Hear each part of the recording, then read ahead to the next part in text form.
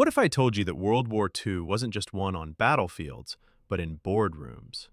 That while soldiers fought with rifles, bankers fought with checkbooks, and that the money trail behind history's deadliest conflict reveals secrets that changed everything we know about power, wealth, and war itself.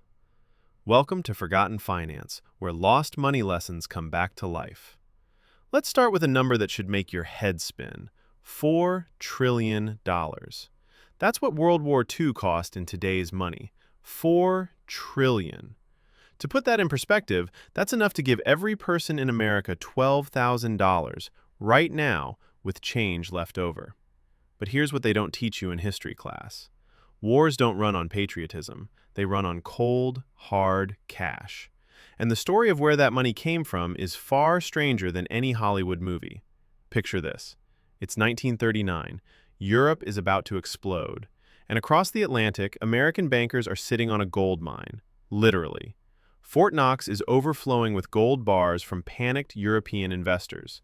Switzerland is becoming the money laundering capital of the world. And in boardrooms from New York to London, financiers are making calculations that will determine who lives and who dies. This is the story of the invisible war, the one fought with bonds, loans, and bank vaults instead of bullets. Before Pearl Harbor, America had a problem. Britain was broke. Completely, utterly broke. Churchill was sending desperate letters to Roosevelt basically saying, "We're out of money and Hitler's at the door." The British had already sold off their gold reserves, liquidated American investments, even mortgaged their overseas colonies. They were financially on their knees. And this is where American financial genius comes in, or, depending on your perspective, American opportunism. Enter the Lend-Lease Act of 1941. Roosevelt sold it to the American public with a brilliant metaphor. If your neighbor's house is on fire, you don't sell them a garden hose, you lend it to them. Sounds noble, right? But here's the reality. America lent Britain $50 billion in today's money. Weapons, food, oil, everything. And Britain didn't finish paying it back until 2006. Yes, you heard that right. 2006. Your parents were probably making payments to fund World War II through their taxes. But the genius move wasn't just the lending. It was what America demanded in return. Britain had to open its empire to American trade, dismantle trade preferences, and basically hand over economic supremacy. When the war ended, Britain was no longer the world's financial superpower. America was. The war didn't just defeat the Nazis, it bankrupted the British Empire and crowned America as the new economic king. And it was all done with spreadsheets and bank transfers. Now let's talk about the elephant in the room. How did Germany, a country that was economically destroyed after World War I, buried under impossible debt, stripped of resources, how did they build the most powerful military machine on Earth in less than a decade? This is where the story gets uncomfortable, because American and British banks played a role. Companies like Standard Oil, Ford Motor Company, IBM, they all did business with Nazi Germany right up until America entered the war. Some even after. The Bank for International Settlements in Switzerland, created to handle Germany's World War I reparations, became a money laundering hub where Nazi gold, including gold stolen from Jewish victims, was converted into currency. American and British bankers sat on its board throughout the war. Swiss banks accepted billions in looted assets: art, jewelry, gold teeth from concentration camps. They asked no questions. Neutrality, they called it. Profit, everyone else called it. And here's something that should haunt every American. Prescott Bush, father and grandfather to two future presidents, was a director of a bank that financed Hitler's rise to power.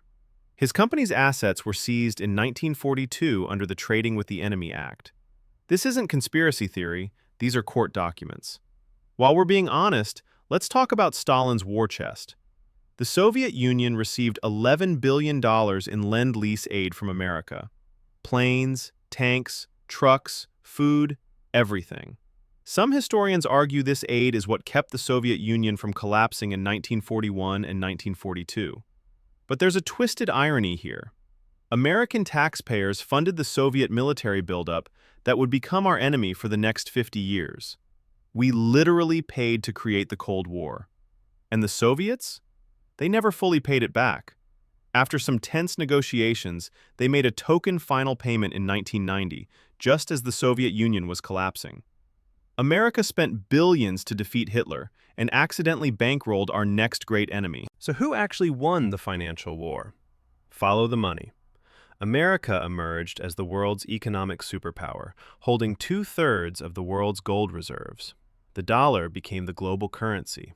Wall Street became the center of world finance. Every major decision about money would flow through New York. American corporations that played both sides, companies that sold to both the Allies and the Axis, many of them emerged more powerful than ever. IBM, whose punch card systems were used to organize Holocaust logistics, went on to become a tech giant. Ford and General Motors, who built trucks for the Nazi war machine, became cornerstones of American industry. Meanwhile, Europe was in ruins. Japan was devastated. Russia was bled white. And America? America was richer than ever. Here's the lesson they don't want you to learn. Wars are won by whoever can keep writing checks the longest. Courage matters. Strategy matters. But money matters most. World War II wasn't just a fight between good and evil. It was the greatest financial restructuring in human history.